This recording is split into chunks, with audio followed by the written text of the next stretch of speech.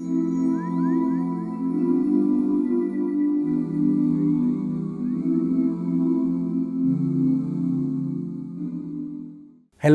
and assalamu alaikum.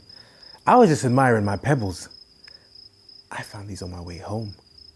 I absolutely love collecting things. Actually, look, just like these. That reminds me of today's bedtime story. Fatou, Fetch the Water, written by Neil Griffiths. Fatou, fetch the water, called her mother from the house. We shall have spicy rice for supper. Fatou collected her large white bucket and hurried from the compound towards the well at the end of the village. Fatou, called Mrs. Bojang from beneath the shade of a tall mango tree. I'm so glad to have seen you. Here, take these onions for your mother and thank her for my splendid purple dress. Fatou hurried on towards the well. Fatou, Fatou, is that you?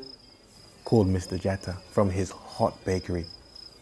Here, take some warm bread to your mother and thank her for my smart blue shirt. Fatou hurried on towards the well. Fatou, wait! Called Mrs. Bardot, who was busy sweeping her yard. Take these ripe, bitter tomatoes and thank your mother for the beautiful pink shirt. Fatou hurried on towards the well. Fatou, stop! Called Mrs. Samate from the shadow of the wide baobab tree. Give your mother these newly picked eggplants and thank her for the pretty yellow wrap for baby Mariama. Fatou hurried on towards the well. Fatou, wait a moment, called Mr. Torre from his busy bicycle shop. Here, give your mother these fine fish and thank her for my handsome green kaftan. Fatou hurried on towards the well. Fatou, come here quickly, called Mrs. Jamma from her colorful market stall. Here, take these dollars and ask your mother to make me a red school uniform for Omar. Fatou turned and hurried back home. Mother, Fatou cried excitedly.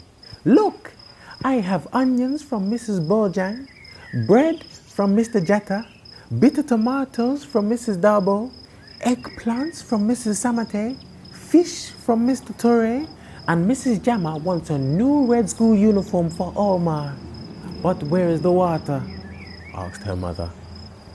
Oh, gasped Fatou. Here it is, called her sister, Isotu. I fetched the water. You left the bucket at Mrs. Jamma's market stall, she giggled. Later that warm evening, the family and the children's friends enjoyed an unexpected, delicious feast.